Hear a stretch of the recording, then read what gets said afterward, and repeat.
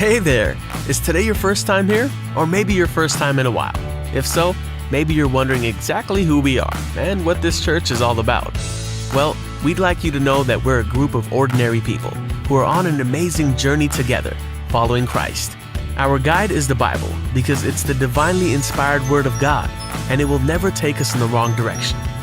Along the way, we hope you'll see that we are welcoming and spiritually passionate, and that getting to know you is a big deal to us. We know that the road is rough sometimes, but we'll work really hard to bring you practical and relevant messages to equip and encourage you through life's ups and downs. We want you to know that we care about this community, and we believe that it's our job to make it a better place. So, no matter who you are or where you've been, we're glad you're here with us today, and we hope that you'll join us on our journey, following Christ and living out His plan for us. So, welcome to church.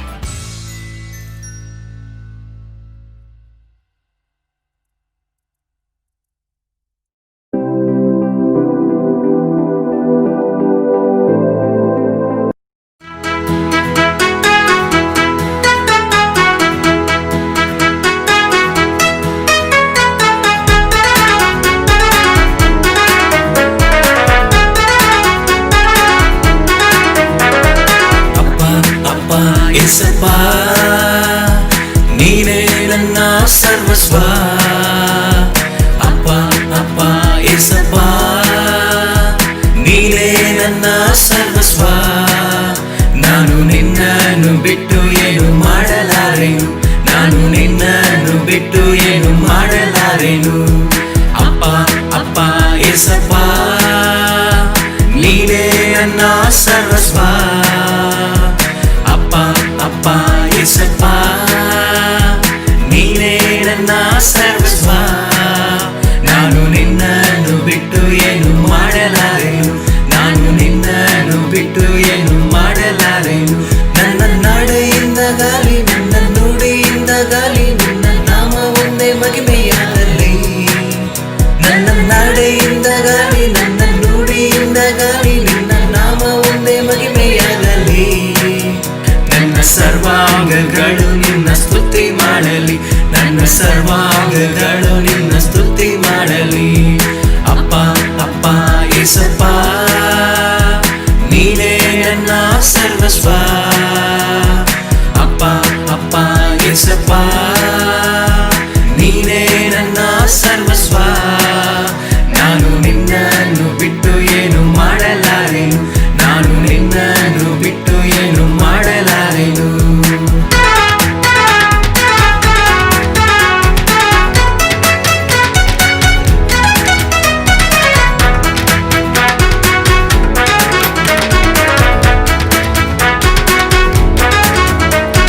ಸರ್ವ ಸೃಷ್ಟಿಗೆ ನೀನು ಯಜಮಾನನು ಸರ್ವಲೋಕವು ನಿನಗೆ ಅಡ್ಡ ಬೀಳಲಿ ಸರ್ವ ಸೃಷ್ಟಿಗೆ ನೀನು ಯಜಮಾನನು ಸರ್ವಲೋಕವು ನಿನಗೆ ಅಡ್ಡ ಬೀಳಲಿ ಸರ್ವ ಜನರು ನಿಮ್ಮಲ್ಲಿ ಬಂದು ಸೇರಲಿ ಸರ್ವ ಜನರು ನಿಮ್ಮಲ್ಲಿ ಬಂದು ಸೇರಲಿ ಅಪ್ಪ ಅಪ್ಪ ಏಸಪ್ಪ ನೀನೇ ನನ್ನ ಸರ್ವಸ್ವ ಅಪ್ಪ ಅಪ್ಪ ಏಸಪ್ಪ ನೀನೇ ನನ್ನ ಸರ್ವಸ್ವ ನಾನು ನಿನ್ನನ್ನು ಬಿಟ್ಟು ಏನು ಮಾಡಲಾರೆನು ನಾನು ನಿನ್ನನ್ನು ಬಿಟ್ಟು ಏನು ಮಾಡಲಾರೆನು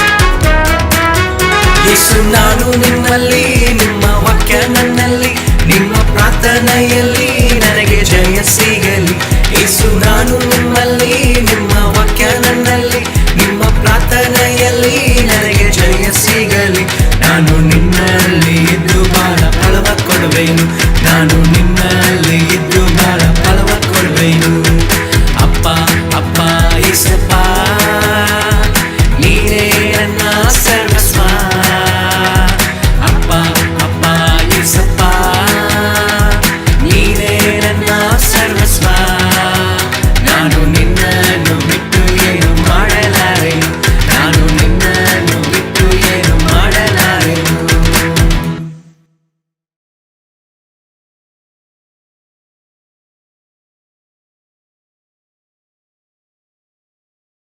ಪ್ರೀತಿಯ ಸಹೋದರ ಸಹೋದರಿಯರೇ, ಈ ಸಮಯದಲ್ಲಿ ನಾವೆಲ್ಲರೂ ಸ್ನೇಹಿತರ ಜೊಡನೆ ಸೇರಿ ನನ್ನ ಸೃಷ್ಟಿಕರ್ತನು ಯಜಮಾನನು ಎಂಬ ಹಾಡನ್ನು ಹಾಡೋಣ.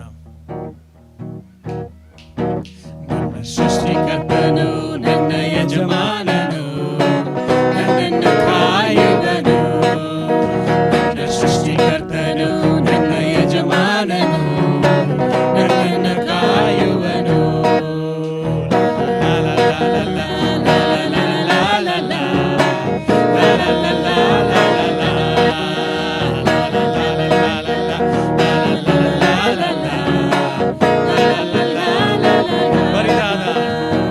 ಬರಿದಾದ ಈ ಲೋಕದಲ್ಲಿ ಭೂಮಿಯ ಗಗನವು ಉಂಟು ಮಾಡಿದ, ಬರಿದಾದ ಈ ಲೋಕದಲ್ಲಿ ಭೂಮಿಯ ಗಗನವು ಉಂಟು ಮಾಡಿದ.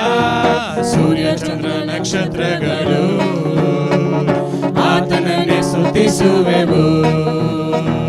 ಸೂರ್ಯ ಚಂದ್ರ ನಕ್ಷತ್ರಗಳು ಆತನನ್ನೇ ಸ್ತುತಿಸುವೆವು. ನನ್ನ ಸೃಷ್ಟಿಕರ್ತನು ನನ್ನ ಯಜಮಾನನು, ನನ್ನನ್ನು ಕಾಯುವನು. ನನ್ನ ಸೃಷ್ಟಿಕರ್ತನು ನನ್ನ ಯಜಮಾನನು, ನನ್ನನ್ನು ಕಾಯುವನು. ಭವ್ಯವಾದ ಈ ಲೋಕದಲ್ಲಿ ನನ್ನನ್ನು ನಿನ್ನನ್ನು ಉಂಟು ಮಾಡಿದ, ಭವ್ಯವಾದ ಈ ಲೋಕದಲ್ಲಿ ನನ್ನನ್ನು ನಿನ್ನನ್ನು ಉಂಟು ಮಾಡಿದ. ನಾನು ನೀನು ನಾವುಗಳು ಆತನನ್ನೇ ಸ್ತುತಿಸುವೆವು. ನಾನು ನೀನು ನಾವುಗಳು ಆತನನ್ನೇ ಸ್ತುತಿಸುವೆವು. ನನ್ನ ಸೃಷ್ಟಿಕರ್ತನು ನನ್ನ ಯಜಮಾನನು, ನನ್ನನ್ನು ಕಾಯುವನು. ನನ್ನ ಸೃಷ್ಟಿಕರ್ತನು ನನ್ನ ಯಜಮಾನನು, ನನ್ನನ್ನು ಕಾಯುವನು. ರಮ್ಯವಾದ ಈ ದೇಹದಲ್ಲಿ ತನ್ನಯ ಶ್ವಾಸವು ಊದಿರುವ, ರಮ್ಯವಾದ ಈ ದೇಹದಲ್ಲಿ ತನ್ನಯ ಶ್ವಾಸವು ಊದಿರುವ. ಪ್ರಾಣಾತ್ಮ ಶರೀರದಿಂದ ಯೇಸುವನ್ನು ಸ್ತುತಿಸುವೆನು. ಪ್ರಾಣಾತ್ಮ ಶರೀರದಿಂದ ಯೇಸುವನ್ನು ಸ್ತುತಿಸುವೆವು. ನನ್ನ ಸೃಷ್ಟಿಕರ್ತನು ನನ್ನ ಯಜಮಾನನು, ನನ್ನನ್ನು ಕಾಯುವನು. ನನ್ನ ಸೃಷ್ಟಿಕರ್ತನು ನನ್ನ ಯಜಮಾನನು, ನನ್ನನ್ನು ಕಾಯುವನು. ಲಾ ಲಾ ಲಾ ಲಾ ಲಾ ಲಾ ಲಾ ಲಾ ಲಾ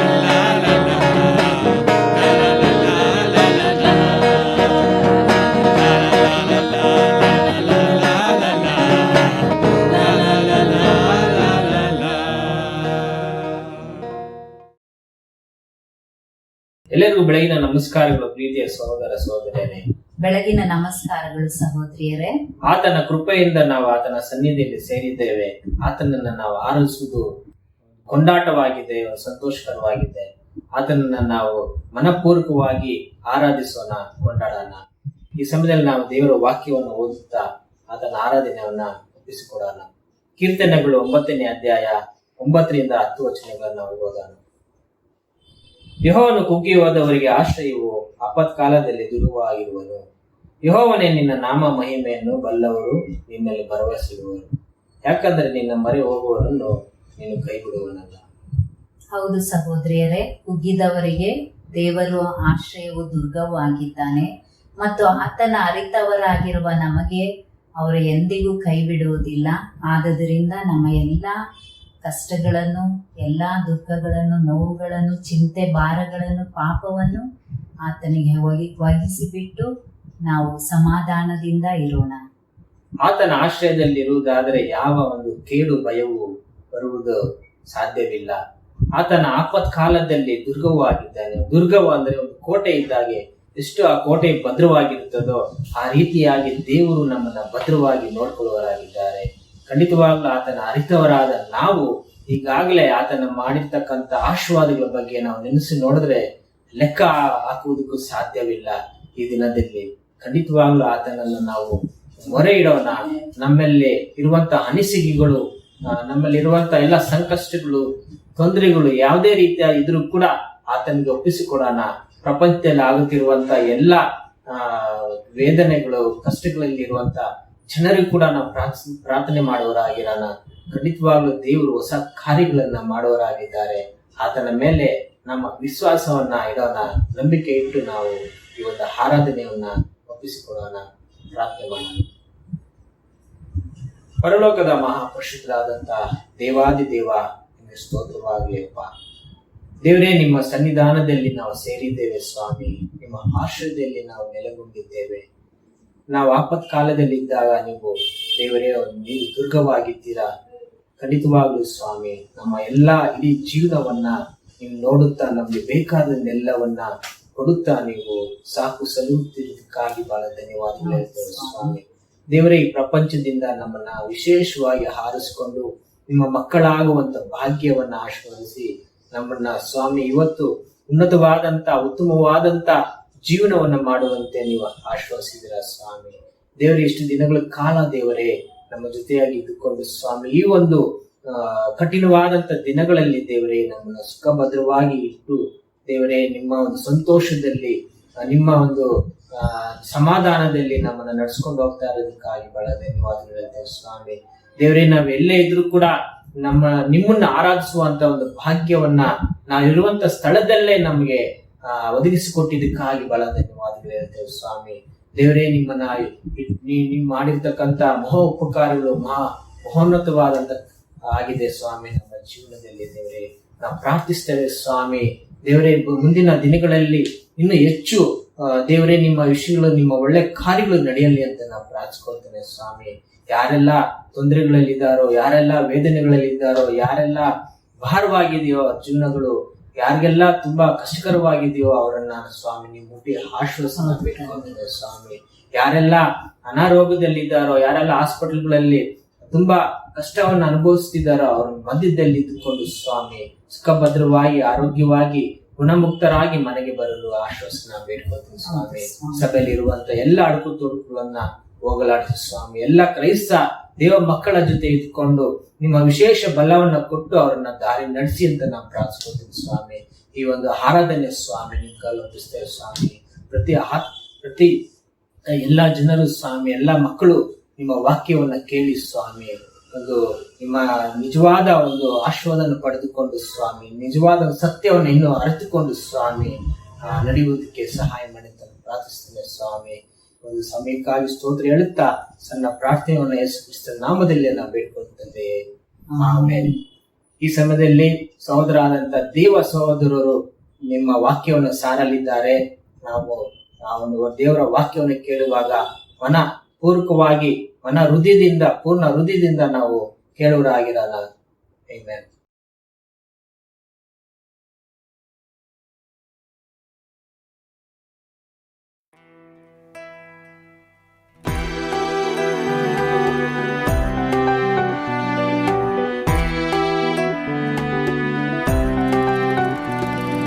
ನಿನ್ನಂತ ದೇವರು ಯಾರು ಇಲ್ಲ, ನಿನ್ನ ಹಾಗೆ ಪ್ರೀತಿಸುವವರು ಒಬ್ಬರು ಇಲ್ಲ. ನಿನ್ನಂತ ದೇವರು ಯಾರು ಇಲ್ಲ, ನಿನ್ನ ಹಾಗೆ ಪ್ರೀತಿಸುವವರು ಒಬ್ಬರು ಇಲ್ಲ. యేసయ్య యేసయ్య ನೀನಿಲ್ಲದೆ ನಾನಿಲ್ಲಯ್ಯ. యేసయ్య యేసయ్య ನೀನಿಲ್ಲದೆ ನಾನಿಲ್ಲಯ್ಯ. ನಿನ್ನಂತ ದೇವರು ಯಾರು ಇಲ್ಲ, ನಿನ್ನ ಹಾಗೆ ಪ್ರೀತಿಸುವವರು ಒಬ್ಬರು ಇಲ್ಲ. ನಿನ್ನಂತ ದೇವರು ಯಾರು ಇಲ್ಲ, ನಿನ್ನ ಹಾಗೆ ಪ್ರೀತಿಸುವವರು ಒಬ್ಬರು ಇಲ್ಲ.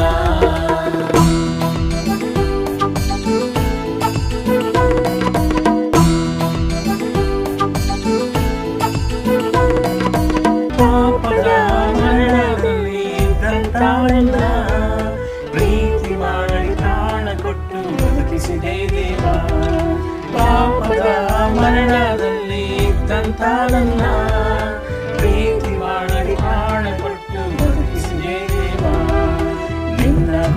ಶಾಶ್ವತ ಎಂದೆಂದು ದೇವಾ, ನಿನ್ನ ಕೃಪೆ ಶಾಶ್ವತ ಎಂದೆಂದು ದೇವಾ, ನಿನ್ನ ಪ್ರೀತಿಯಿಂದ ನಾನು ಜೀವಿಸುವೆ ದೇವಾ, ನಿನ್ನ ಪ್ರೀತಿಯಿಂದ ನಾನು ಜೀವಿಸುವೆ ದೇವಾ. యేసయ్య యేసయ్య ನೀನಿಲ್ಲದೆ ನಾನಿಲ್ಲಯ್ಯ, యేసయ్య యేసయ్య ನೀನಿಲ್ಲದೆ ನಾನಿಲ್ಲಯ್ಯ. ನಿನ್ನಂತ ದೇವರು ಯಾರೂ ಇಲ್ಲ, ನಿನ್ನ ಹಾಗೆ ಪ್ರೀತಿಸುವವರು ಒಬ್ಬರೂ ಇಲ್ಲ. ನಿನ್ನಂತ ದೇವರು ಯಾರೂ ಇಲ್ಲ, ನಿನ್ನ ಹಾಗೆ ಪ್ರೀತಿಸುವವರು ಒಬ್ಬರೂ ಇಲ್ಲ.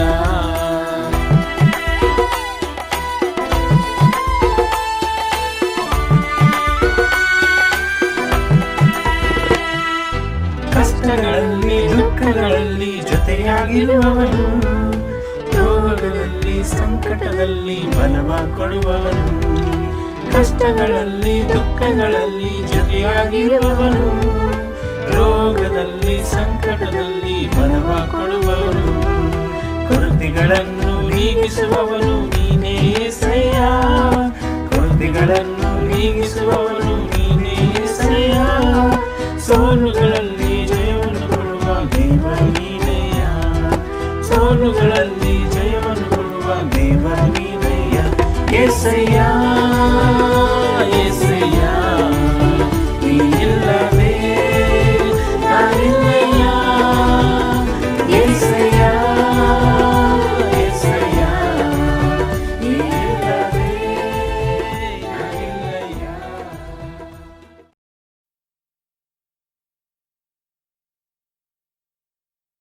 ಪ್ರೀತಿಯ ಸಹೋದರರೇ, ಸಹೋದರಿಯರೇ ಮತ್ತು ಗೆಳೆಯರೇ, ನಿಮ್ಮೆಲ್ಲರನ್ನು ನೋಡಲಿಕ್ಕೆ ಮತ್ತು ನಿಮ್ಮ ಜೊತೆ ದೇವರ ವಾಕ್ಯವನ್ನು ಹಂಚಿಕೊಳ್ಳಕ್ಕೆ ದೇವರು ನನಗೆ ಈ ಅವಕಾಶವನ್ನು ಕೊಟ್ಟಿದ್ದಾರೆ.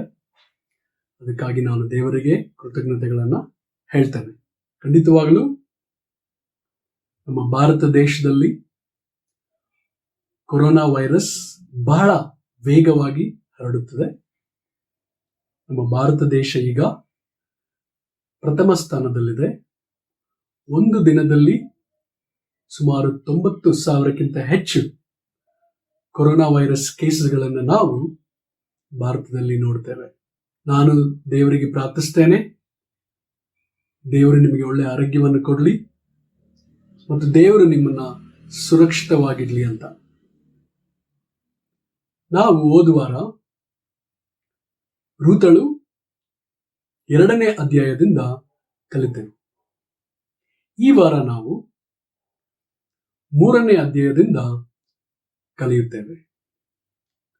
ರೂತಳು ಅಂತ ಬರುವಾಗ ನಮಗೆ ಹೊಳೆಯುವುದು ಶರಣಾಗತಿಯಾಗುವುದು. ರೂತಳು ಮೋವಾಬ್ಯಳು ಅನ್ನೋದನ್ನ ನಾವು ಈಗಾಗಲೇ ನಾವು ಕಲಿತಿದ್ದೇವೆ. ಬೇರೆ ದೇಶದವಳು, ಅನ್ಯ ದೇವತೆ ಅವಳು ಪೂಜಿಸ್ತಿದ್ಲು. ಅವಳು ನವೋಮಿನ ಮಗನ್ನ ಮದುವೆ ಆದಳು.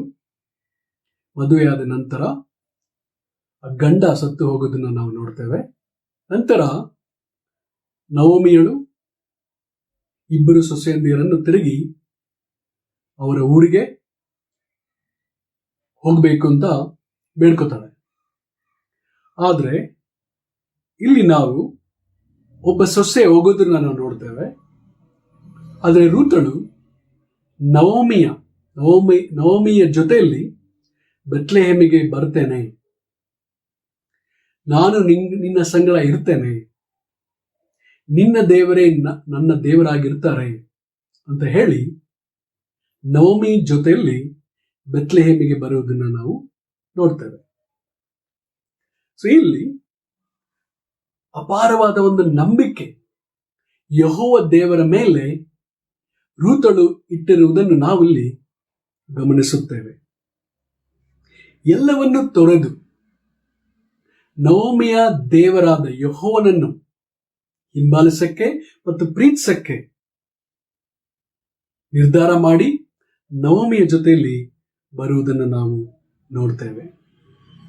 ಹೇಗೆ ಕಷ್ಟದ ಪರಿಸ್ಥಿತಿಯಲ್ಲೂ ಕೂಡ ದೇವರಿಗೆ ಶರಣಾಗುವುದನ್ನು ನಾವು ನೋಡ್ತೇವೆ. ಎಲ್ಲವೂ ಆರಾಮಾಗಿರುವಾಗ, ನಮ್ಮ ಜೀವನದಲ್ಲಿ ಚೆನ್ನಾಗಿ ನಡೆಯುತ್ತಿರುವಾಗ ದೇವರಿಗೆ ಶರಣಾಗುವುದು ಅಷ್ಟೊಂದು ಕಷ್ಟವಾಗಿರುವುದಿಲ್ಲ. ಆದರೆ ಯಾವಾಗ ನಮ್ಮ ಜೀವನದಲ್ಲಿ ಕಷ್ಟಗಳು ಬರುತ್ತದೆಯೋ, ತೊಂದರೆಗಳು ಬರುತ್ತದೆಯೋ, ಸವಾಲುಗಳು ನಾವು ಎದುರಿಸ್ತೇವೋ, ಅವಾಗ ನಾವು ದೇವರಿಗೆ ಶರಣಾಗಲಿಕ್ಕೆ ಕಷ್ಟಪಡ್ತೇವೆ ಅಥವಾ ಹಿಂಜರಿತೇವೆ. ಈ ಸಮಯದಲ್ಲಿ ಬಹಳ ಜನ ರೋಗಕ್ಕೆ ತುತ್ತಾಗುವುದನ್ನು ನಾವು ನೋಡ್ತೇವೆ. ಸುಮಾರು ಜನ ಮರಣವನ್ನು ಆಗುವುದನ್ನು ನಾವು ನೋಡ್ತೇವೆ. ಕೆಲವರು ಕೆಲಸಗಳನ್ನ ಕಳ್ಕೊತಾ ಇದ್ದಾರೆ. ಕೆಲವರು ಹಣಕಾಸಿನ ಸಮಸ್ಯೆಯಲ್ಲಿ ಇದ್ದಾರೆ. ಸುಮಾರು ಜನ ನಮಗೆ ಬಹಳ ಹತ್ತಿರವಾಗಿರುವಂತಹ ಸಂಬಂಧಗಳನ್ನ ನಾವು ಕಳ್ಕೊಂಡಿದ್ದೀವಿ. ಈ ಸಮಯದಲ್ಲೂ ಕೂಡ ನಾವು ದೇವರನ್ನ ನಂಬಿ ಅವರಿಗೆ ಶರಣಾಗಲು ಸಾಧ್ಯವ? ಇಲ್ಲಿ ರೂತಳ ಕತೆ ನಮಗೆ ಏನ್ ತೋರಿಸುತ್ತದೆ ಅಂದ್ರೆ, ಕಷ್ಟದ ಸಮಯದಲ್ಲಿಯೂ ಕೂಡ ದೇವರ ಮೇಲೆ ನಂಬಿಕೆ ಇಡುವುದು ಹೇಗೆ ಮತ್ತು ದೇವರಿಗೆ ಶರಣಾಗುವುದು ಹೇಗೆ ಎಂಬುದನ್ನು ನಾವು ಇಲ್ಲಿ ಕಲಿಯುತ್ತೇವೆ. ನಾವು ದೇವರಿಗೆ ಶರಣಾಗತಿಯಾಗಲು ಸಾಧ್ಯ ದೇವರು ಒದಗಿಸುತ್ತಾರೆ ಎಂದು ನಂಬಿದಾಗ. ರೂತಳು 3ನೇ ಅಧ್ಯಾಯ 1ನೇ ವಚನ. ನವಮಿಯು ಸೊಸೆಗೆ, ನನ್ನ ಮಗಳೇ, ನೀನು ಗೃಹಿಣಿಯಾಗಿ ಸುಖದಿಂದಿರುವುದಕ್ಕೋಸ್ಕರ ನಾನು ಪ್ರಯತ್ನಿಸಬೇಕಲ್ಲವೇ? ಸೊ ಇಲ್ಲಿ ನವಮಿಯಳು ತನ್ನ ಸೊಸೆಯಾದ ರೂತಳಿಗೆ ಹೇಳ್ತಾಳೆ, ನಾನು ನಿನ್ನ ಜೀವನವನ್ನು ಸೆಟಲ್ ಮಾಡಬೇಕು ಅಂತಿದೆ. ಅದು ಸೆಟಲ್ ಆಗೋವರೆಗೂ ನನಗೆ ಸಮಾಧಾನ ಇಲ್ಲ. ಸೊ ಅದೇ ತರ ನಮ್ಮ ಮಕ್ಕಳು ವಯಸ್ಸಿಗೆ ಬಂದಿರುವಾಗ ಅವರಿಗೆ ಮದುವೆ ಮಾಡಿಕೊಟ್ಟು ಅವ್ರ ಜೀವನ ಸೆಟಲ್ ಆಗ್ಬೇಕು ಅಂತ ನಾವು ಬಯಸ್ತೇವೆ. ಇದರಲ್ಲಿ ಯಾವುದೇ ತಪ್ಪು ಇಲ್ಲ. ಸೊ ಅದೇ ರೀತಿಯಾಗಿ ನವಮಿ ಕೂಡ ರೂತಳು, ನಾನು ಒಂದು ದಿನ ಸತ್ತು ಹೋದಾಗ ರೂತಳಿಗೆ ಯಾರಾದ್ರೂ ಒಬ್ರು ರಕ್ಷಕರು ಬೇಕು, ಅವಳಿಗೆ ಆದಂತ ಒಂದು ಗಂಡ ಬೇಕು, ಅವಳಿಗೆ ಆದಂತ ಒಂದು ಕುಟುಂಬ ಇರಬೇಕು ಅಂತ ಬಯಸಿದ್ಲು. ಸೊ ಅದಕ್ಕೋಸ್ಕರನೇ ಅವಳು ರೂತಳಿಗೆ ಈ ರೀತಿಯಾಗಿ ಹೇಳಿದ್ಲು. ಸೊ ನಮಗೆ ಖಂಡಿತವಾಗಲೂ ಎಲ್ಲವನ್ನೂ ಒದಗಿಸಿ ಕೊಡುವಂತವರು ನಮ್ಮ ದೇವರಾಗಿದ್ದಾರೆ. ಪೌಲ್ ಅವರು ಹೇಳ್ತಾರೆ ಫಿಲಿಪಿಯರಿಗೆ 4ನೇ ಅಧ್ಯಾಯ 19ನೇ ವಚನದಲ್ಲಿ, ನನ್ನ ದೇವರು ಕ್ರಿಸ್ತ ಯೇಸುವಿನ ಮೂಲಕ ತನ್ನ ಪ್ರಭಾವದ ಐಶ್ವರ್ಯಕ್ಕೆ ತಕ್ಕ ಹಾಗೆ ನಿಮ್ಮ ಪ್ರತಿಯೊಂದು ಕೊರತೆಯನ್ನು ನೀಗಿಸುವನು. ಕೀರ್ತನೆಗಳು 23ನೇ ಅಧ್ಯಾಯ 1ನೇ ಅಧ್ಯಾಯದಲ್ಲಿ ಕೂಡ ನಾವಿಲ್ಲಿ ನೋಡ್ತೇವೆ, ಯೆಹೋವನು ನನಗೆ ಕುರುಬನು, ಕೊರತೆ ಪಡೆನು. ದೇವರು ನನಗೆ ಕುರುಬನಾಗಿರುವುದರಿಂದ ನನಗೆ ಯಾವುದೇ ಕೊರತೆಯೂ ಇರುವುದಿಲ್ಲ. ಕೀರ್ತನೆಗಳು 34ನೇ ಅಧ್ಯಾಯ 10ನೇ ವಚನದಲ್ಲಿ, ಪ್ರಾಯದ ಸಿಂಹಗಳಾದರೋ ಹೊಟ್ಟೆಗಿಲ್ಲದೆ ಹಸಿದಾವು, ಯೆಹೋವನ ಸನ್ನಿಧಿಯಲ್ಲಿ ಬೇಡಿಕೊಳ್ಳುವವರಿಗೆ ಯಾವ ಮೇಲಿಗೂ ಕಡಿಮೆ ಇಲ್ಲ. ಸೊ ಇಲ್ಲಿ ನಾವು ನಮ್ಮ ಮಕ್ಕಳ ಬಗ್ಗೆ ಅಷ್ಟೊಂದು ಚಿಂತಿಸುವಾಗ, ಯೋಚಿಸುವಾಗ, ಅಕ್ಕರೆಯಿಂದ ಇರುವಾಗ ದೇವರು ನಮ್ಮ ಬಗ್ಗೆ ಎಷ್ಟೊಂದು ಚಿಂತಿಸುತ್ತಾರೆ ಎನ್ನುವುದರ ಬಗ್ಗೆ ನಾವು ಸ್ವಲ್ಪ ಯೋಚಿಸಿ ನೋಡಬೇಕು. ನನಗೆ ಜ್ಞಾಪಕ ಇದೆ, ನಾವು ಬೀದರ್ಗೆ ಹೋದ್ವಿ. ಅಲ್ಲಿ ಹೋದಾಗ ನಮ್ಮ ಮಕ್ಕಳಿಗೆ 2 ಮಗಳಿಗೆ ಶಾಲೆಗೆ ಸೇರಿಸಬೇಕಾಗಿತ್ತು. ನನ್ನ ದೊಡ್ಡ ಮಗಳು ಶಫಾಲಿ ಅವಾಗ 5ನೇ ಕ್ಲಾಸಿಗೆ ಸೇರಿಸಬೇಕಾಗಿತ್ತು. ನಮ್ಮ ಚಿಕ್ಕ ಮಗಳು ಸಾಧನಾಗೆ UKG ಸೇರಿಸಬೇಕಾಗಿತ್ತು. ಆ ದೊಡ್ಡ ಮಗಳಿಗೆ ಕೇಂದ್ರ ವಿದ್ಯಾಲಯ ಸ್ಕೂಲ್ಗೆ ಸೇರಿಸೋಣ ಅಂತ ಒಂದು ಯೋಚನೆ ನಮ್ಮಲ್ಲಿ ಬಂತು. ಯಾಕಂದ್ರೆ ಅಲ್ಲಿ ಸ್ವಲ್ಪ ಫೀಸ್ ಕಡಿಮೆ ಇರುತ್ತದೆ ಮತ್ತು ನಾವು ಬೇರೆ ಎಲ್ಲಾ ಕಡೆ ಟ್ರಾನ್ಸ್ಫರ್ ಆಗೋಕ್ಕೆ ಯಾವುದೇ ತೊಂದರೆ ಇರುವುದಿಲ್ಲ. ಯಾಕಂದ್ರೆ ಸುಮಾರು ಜಿಲ್ಲೆಗಳಲ್ಲಿ ಈ ಕೇಂದ್ರೀಯ ವಿದ್ಯಾಲಯ ಒಂದು ಶಾಲೆ ಇದೆ. ಸೊ ಅದಕ್ಕೋಸ್ಕರ ನಾವು ಅಲ್ಲಿ ಬೀದರಲ್ಲಿರೋ ಒಂದು MP ನ ಭೇಟಿಯಾದ್ವಿ. ಭೇಟಿಯಾಗಿ ಈ ತರ ಒಂದು ಬೇಡಿಕೆಯನ್ನ ಅವ್ರ ಮುಂದೆ ಹೇಳ್ಕೊಂಡ್ವಿ. ಅವರು ಕೂಡ ಆಶ್ವಾಸನೆಯನ್ನು ಕೊಟ್ಟರು. ನಮ್ಮ ಮಗಳಿಗೆ ಒಂದು 5ನೇ ತರಗತಿಗೆ ಆ ಒಂದು ಶಾಲೆಗೆ, KV ಶಾಲೆಗೆ ಅಡ್ಮಿಷನ್ ಕೊಡಿಸಕ್ಕೆ ನಾವು ಸಹಾಯ ಮಾಡ್ತೇವೆ ಅಂತ ಭರವಸೆನ ಕೊಟ್ರು. ಸೊ ಅದೇ ರೀತಿಯಾಗಿ ನಾವು ಬಂದ್ವಿ. ಆದರೆ ಕೆಲವು ತಿಂಗಳುಗಳು ಕಾಯ್ತಾ ಇರುವ ಹಾಗೆ ಆ MP ಅವರು ನಮ್ಮ ಮಗಳ ಒಂದು ಅಪ್ಲಿಕೇಶನ್ ಕಳಿಸ್ಲಿಲ್ಲ. ನಮಗೆ ಬಹಳ ದುಃಖ ಆಯ್ತು. ಸೊ ಅದಕ್ಕೋಸ್ಕರ ನಾವು ಪಕ್ಕದಲ್ಲಿರೋ ಇನ್ನೊಂದು ಶಾಲೆಗೆ ಸೇರಿಸಿದ್ವಿ, 5ನೇ ಕ್ಲಾಸ್ಗೆ, ಶಫಾಲಿನ. ಆದ್ರೆ ಬರುವ ವರ್ಷ ನನ್ನ ಚಿಕ್ಕ ಮಗಳು ಸಾಧನ 1ನೇ ತರಗತಿಗೆ ಹೋಗ್ಬೇಕಾಗಿತ್ತು ಮತ್ತು ನನ್ನ ಮೊದಲನೇ ಮಗಳು ಶಫಾಲಿ 6ನೇ ತರಗತಿಗೆ ಹೋಗ್ಬೇಕಾಗಿತ್ತು. ಅವಾಗ ನಾನು ಮತ್ತು ಮೇರಿ ನಾವು ಮಾತಾಡಿದ್ವಿ. ನಾವು ಯಾರ ಮನುಷ್ಯನ ಸಹಾಯ ಕೇಳೋದು ಬೇಡ, ಅದರ ಬದಲಾಗಿ ದೇವರ ಸಹಾಯವನ್ನ ಮಾತ್ರ ನಾವು ಕೇಳೋಣ. ಕೇಳ್ಬಿಟ್ಟು ಡೈರೆಕ್ಟ್ ಆಗಿ ಅಪ್ಲಿಕೇಶನ್ ಹಾಕೋಣ, ದೇವರ ಚಿತ್ತ ಆದ್ರೆ ಸಿಗ್ಲಿ ಅಂತ ನಾವು ಪ್ರಾರ್ಥನೆ ಮಾಡಿ ಡೈರೆಕ್ಟ್ ಆಗಿ ಅಪ್ಲಿಕೇಶನ್ ಹಾಕಿದ್ವಿ. ದೇವರು ಖಂಡಿತವಾಗ್ಲೂ ಸಹಾಯ ಮಾಡಿದ್ರು. 2 ಮಗಳಿಗೂ ಕೂಡ ಕೇಂದ್ರೀಯ ವಿದ್ಯಾಲಯದಲ್ಲಿ ಒಂದು ಅಡ್ಮಿಷನ್ ಸಿಕ್ತು. ದೇವರಿಗೆ ಮಹಿಮೆ. ಖಂಡಿತವಾಗ್ಲೂ ನಾವು ದೇವರು ಒದಗಿಸ್ತಾರೆ ಅಂತ ಒಂದು ಭರವಸೆಯಿಂದ ಇರಬೇಕು. ನಾವು ಪಾಠ ಕಲ್ತಿದ್ದು, ದೇವರು ನಮ್ಮನ್ನ ಅಪಾರವಾಗಿ ಪ್ರೀತಿಸ್ತಾರೆ, ನಮ್ಮ ಬಗ್ಗೆ ಬಹಳ ಚಿಂತೆ ಇದೆ, ನಮ್ಮ ಬೇಡಿಕೆಗಳನ್ನ ನಾವು ಅವ್ರ ಕೈಲಿ ಒಪ್ಪಿಸ್ಬೇಕು, ಖಂಡಿತವಾಗ್ಲೂ ದೇವರು ಎಲ್ಲವನ್ನ ಒದಗಿಸ್ತಾರೆ ಅಂತ ನಾವು ಕಲ್ತ್ವಿ.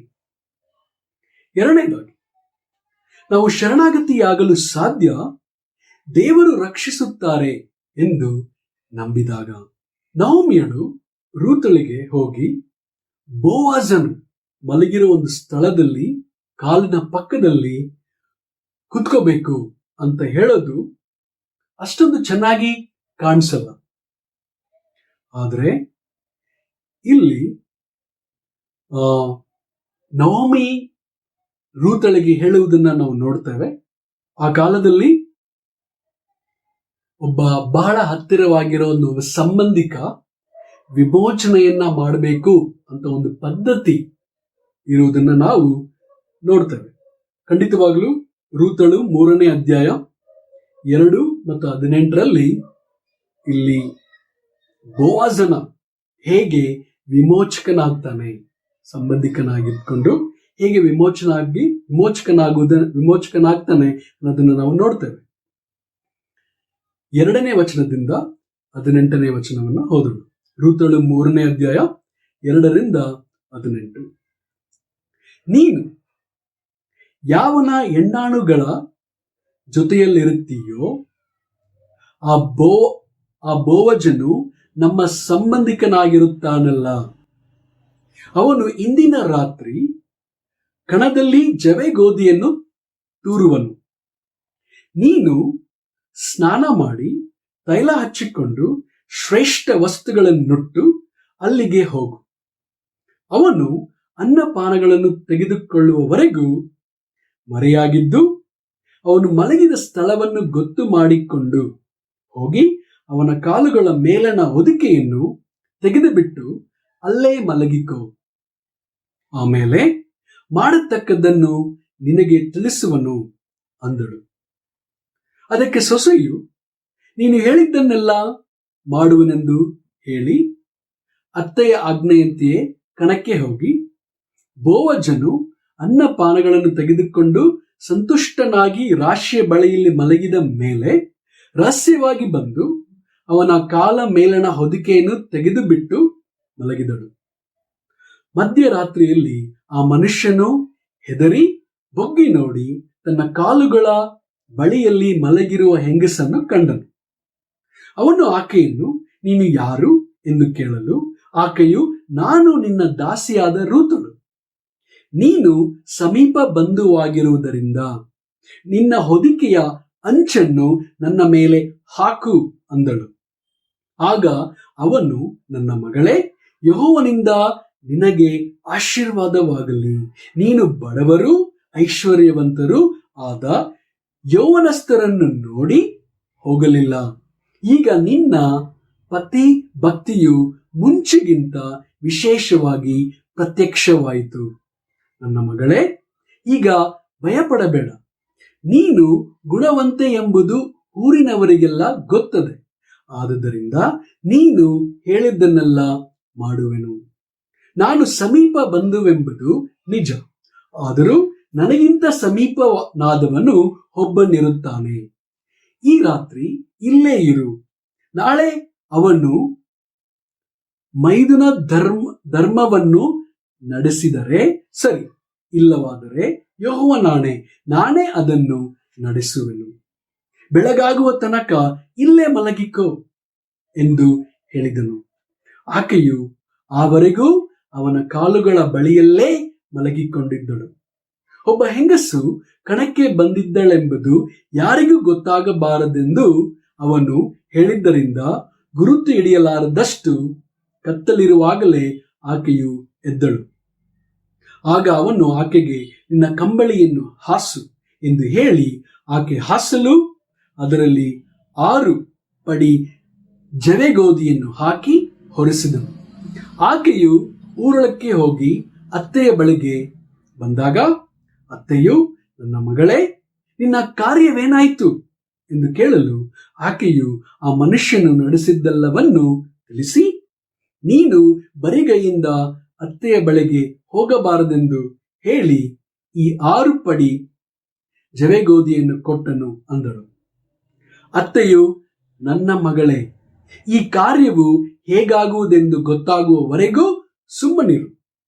ಇವತ್ತು ಅದನ್ನು ಇತ್ಯರ್ಥಪಡಿಸುವವರೆಗೆ ಅವನಿಗೆ ಸಮಾಧಾನವಿರಲಾರದು ಎಂದು ಹೇಳಿದಳು. ಇಲ್ಲಿ ನಹೋಮಿಯಳು ರೂತಳಿಗೆ ಏನು ಮಾಡಬೇಕು ಅಂತ ಒಂದು ನಿರ್ದಿಷ್ಟವಾದ ಒಂದು ಯೋಜನೆಯನ್ನ ಕೊಡ್ತಾಳೆ. ಅದರಂತೆ ರೂತಳು ನಹೋಮಿ ಹೇಳಿದ ಹಾಗೆ ಮಾಡ್ತಾಳೆ. ಅವಳು ಪ್ರಶ್ನೆ ಕೇಳಲಿಲ್ಲ, ಯಾಕೆ ನಾನು ಮಾಡಬೇಕು,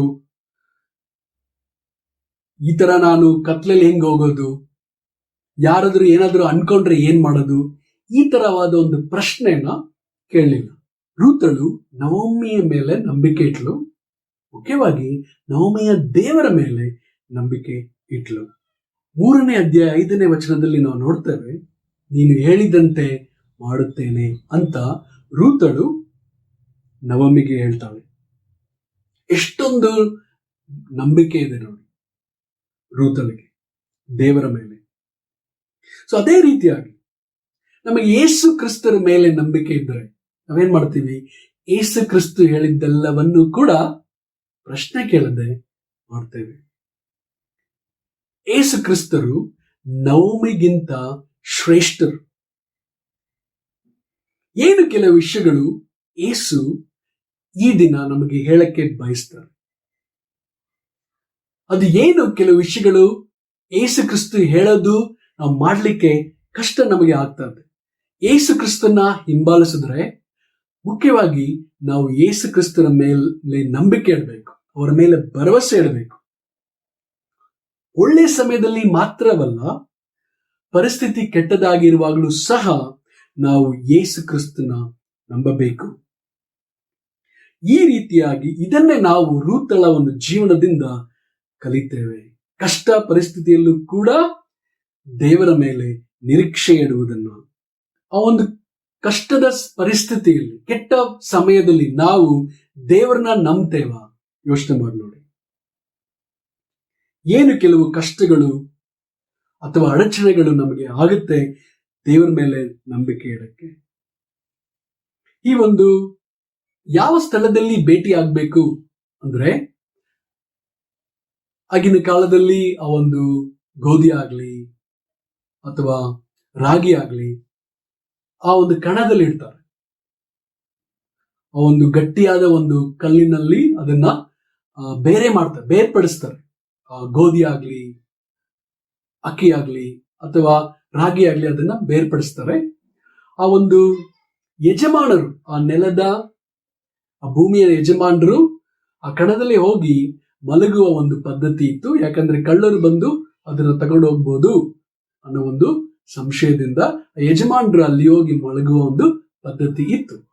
ಈ ಒಂದು ಸ್ಥಳದಲ್ಲಿ ಹೋಗಿ ಅವನು ಮಲಗಿರುವಾಗ ಅವನ ಪಕ್ಕದಲ್ಲಿ ಹೋಗಿ ಕುತ್ಕೋ, ಅವನ ಒಂದು ಅಂಗಿಯ ಹಂಚನ್ನು ಇನ್ನ ಮೇಲೆ ಅವನು ಹಾಕ್ತಾನೆ ಅಂತ ಇಲ್ಲಿ ನವೋಮಿಯಳು ರೂತಳಿಗೆ ಹೇಳಿದ್ಲು.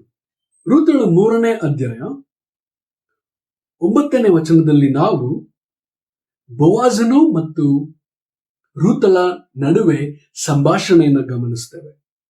9ನೇ ವಚನದಲ್ಲಿ ಅವನು ಆಕೆಯನ್ನು ನೀನು ಯಾರು ಎಂದು ಕೇಳಲು ಆಕೆಯು ನಾನು ನಿನ್ನ ದಾಸಿಯಾದ ರೂತಳು, ನೀನು ಸಮೀಪ ಬಂಧುವಾಗಿರುವುದರಿಂದ ನಿನ್ನ ಹೊದಿಕೆಯ ಹಂಚನ್ನು ನನ್ನ ಮೇಲೆ ಹಾಕು ಅಂದಳು.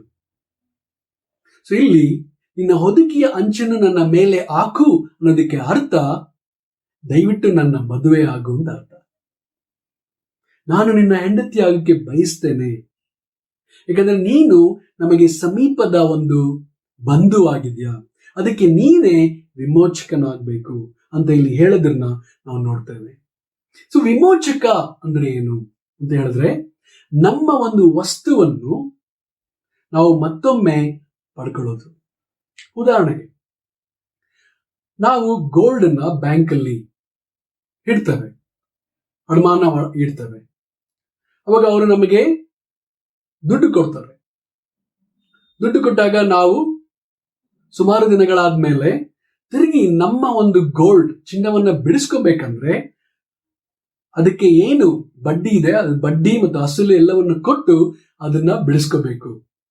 ನಮ್ಮ ವಸ್ತುನ ಬಿಡಿಸ್ಕೊಳ್ಳೋದಕ್ಕೆ ಅದಕ್ಕೆ ವಿಮೋಚನೆ ಅಂತ ನಾವು ಇಲ್ಲಿ ಹೇಳ್ತೇವೆ. ಸೊ ಇಲ್ಲಿ ದೇವರು ವಿಮೋಚಕರು, ಯೇಸು ಕ್ರಿಸ್ತು ವಿಮೋಚಕರು ಅಂತ ನಾವು ಬೈಬಲ್ ಅಲ್ಲಿ ಪದೇ ಪದೇ ಹೇಳೋದ್ರನ್ನ ನಾವು ಇಲ್ಲಿ ಗಮನಿಸ್ತೇವೆ. ಇಲ್ಲಿ ಖಂಡಿತವಾಗ್ಲೂ ಆ ಒಂದು ನವೋಮಿಗೆ ಗೊತ್ತಿತ್ತು, ನಮ್ಮ ಸಮೀಪದ ಬಂಧು ಬೋವಾಜನಾಗಿದ್ದಾನೆ, ಒಳ್ಳೆ ವ್ಯಕ್ತಿಯಾಗಿದ್ದಾನೆ, ಖಂಡಿತವಾಗ್ಲೂ ಅವನು ವಿಮೋಚಕನಾಗಕ್ಕೆ ಸಾಧ್ಯ ಇದೆ ಅಂತ ಭರವಸೆ ಇಟ್ಲು ನವೋಮಿ. ಅದರಂತೆ ರೂತಳಿಗೆ ಪ್ಲಾನ್ ಅನ್ನ ಕೊಟ್ಲು. ರೂತಳು ಅದೇ ರೀತಿಯಾಗಿ ನಡ್ಕೊಂಡ್ರು. ಸೊ ಇಲ್ಲಿ ನಾವು ನೋಡ್ತೇವೆ ಹೇಗೆ ವಿಮೋಚಕನಾಗಿ ಇರಬೇಕು, ಹತ್ತಿರವಾದ ಒಂದು ಸಂಬಂಧಿ ಅಂತ ನಾವು ಯಾಜಕ ಕಾಂಡ ಪುಸ್ತಕದಲ್ಲಿ ಬರೆದಿದೆ. ನೀವು ಸಮಯವಿದ್ದಾಗ ಯಾಜಕ ಕಾಂಡ 25ನೇ ಅಧ್ಯಾಯವನ್ನು ನೀವು ಓದಿದ್ರೆ ಅಲ್ಲಿ ಬಹಳ ನಿರ್ದಿಷ್ಟವಾಗಿ ಹೇಳಲಾಗಿದೆ ಹೇಗೆ ಒಬ್ಬ ಹತ್ತಿರವಾದ ಒಂದು ಸಂಬಂಧಿಕ ಆ ಒಂದು ಗತಿ ಇಲ್ಲದವರನ್ನ ಸಂಬಂಧಿಗೆ ಸಹಾಯ ಮಾಡಬೇಕು ಮತ್ತು ರಕ್ಷಿಸಬೇಕು ಅಂತ ಹೇಳಿದೆ. ನಾವು 25ನೇ ಅಧ್ಯಾಯ 25ನೇ ವಚನವನ್ನು ಮಾತ್ರ ಓದೋಣ.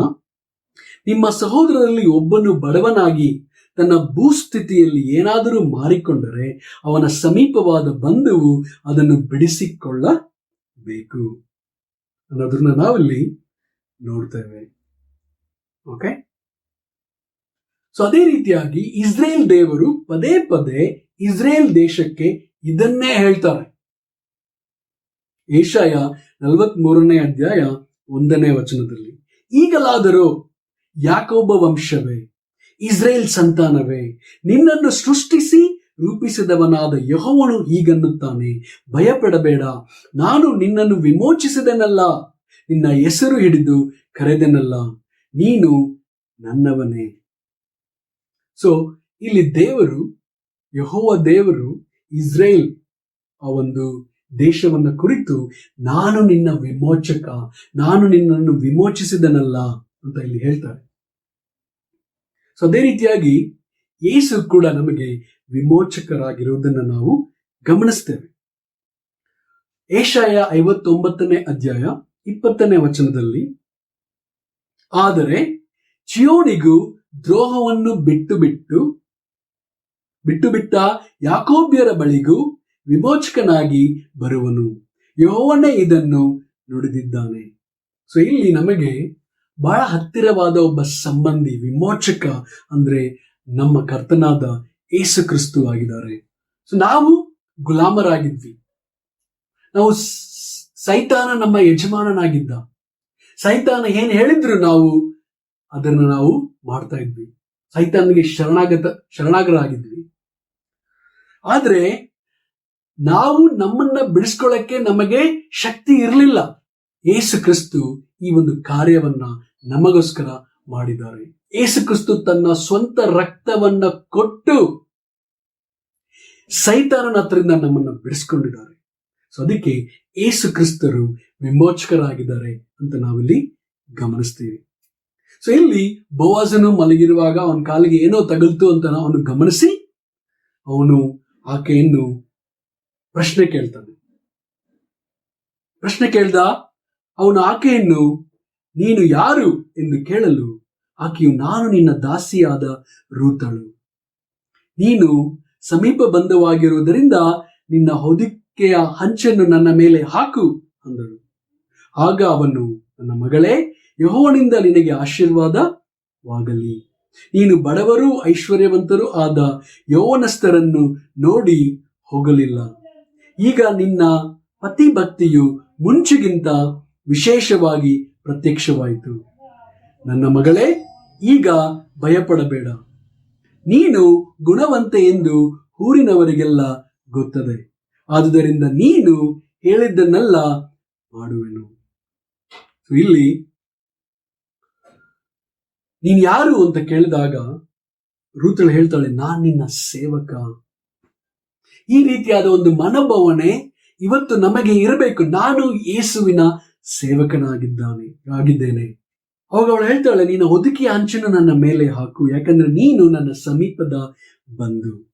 ಅದರಂತೆ ದೇವರು ನಮಗೋಸ್ಕರ ಮಾಡಿದ್ದಾರೆ ಅಂತ ಇಲ್ಲಿ ಯೆಹೆಜ್ಕೇಲನ ಪುಸ್ತಕದಲ್ಲಿ ಬರೆದಿದೆ.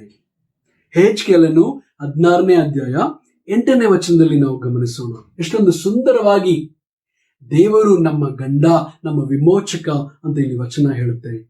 ನಾನು ಹಾದು ಹೋಗುತ್ತಾ ನಿನ್ನನ್ನು ನೋಡಲು, ಈಗೋ ನೀನು ಮದುವೆಗೆ ಸಿದ್ಧಳಾಗಿದ್ದಿ. ಆಗ ನಾನು ನನ್ನ ಹೊದಿಕೆಯ ನೆರಿಗೆಯನ್ನು ನಿನ್ನ ಮೇಲೆ ಹಾಕಿ ನಿನ್ನ ಮಾನವನ್ನು ಕಾಪಾಡಿದನು. ಇದಲ್ಲದೆ ನಾನು ನಿನಗೆ ಮಾತು ಕೊಟ್ಟು ಒಡಂಬಡಿಕೆ ಮಾಡಿಕೊಂಡದ್ದರಿಂದ ನೀನು ನನ್ನವಳಾದಿ. ಇದು ಕರ್ತನಾದ ಯೆಹೋವನ ನುಡಿ. ಒಬ್ಬ ಇಸ್ರೇಲ್ ಒಂದು ದೇಶ, ಒಬ್ಬ ಸ್ತ್ರೀಗೆ ಹೋಲಿಸಲಾಗಿದೆ. ಆ ಸ್ತ್ರೀಗೆ ಹೇಗೆ ಅವಳಿಗೆ ಆ ಒಂದು ಶಕ್ತಿ ಇರಲಿಲ್ಲ, ಅವಳು ಬರೀ ಬೆತ್ತಲೆಯಾಗಿದ್ಲು. ಆದ್ರೆ ದೇವರು ಅವಳಿಗೆ ಹೇಳ್ತಾರೆ, ನಾನು ನಿನ್ನ ವಿಮೋಚಕ, ನಾನು ನಿನ್ನ ವಿಮೋಚನೆ ಮಾಡ್ತೇನೆ, ನಾನು ನಿನ್ನ ತಗೊಂತೇನೆ, ಕೊಂಡ್ಕೊಂತೇನೆ ಅಂತ ದೇವರು ಹೇಳಿ ಅವಳ ಮೇಲೆ ಹೊದಿಕೆ ಹಾಕುವುದನ್ನ ನಾವು ನೋಡ್ತೇವೆ. ಸೊ ಇಲ್ಲಿ ಬೋವಾಜ್ ಅವನು ಹೇಳ್ತಾನೆ, ನಾನು ವಯಸ್ಸಿನಲ್ಲಿ ಬೋವಾಜ ಬಹಳ ವಯಸ್ಸಾಗಿತ್ತು ರೂತಳಿಗಿಂತ, ಯಾಕಂದ್ರೆ ಅವಳನ್ನ ಮಗಳೇ ಅಂತ ಕರೆಯುವುದನ್ನ ನಾವು ನೋಡ್ತೇವೆ. ಬಟ್ ಇಲ್ಲಿ ಬೋವಾಜ್ ಹೇಳ್ತಾನೆ, ನಿನ್ನ ಗುಣ ಎಷ್ಟೊಂದು ಚೆನ್ನಾಗಿದೆ.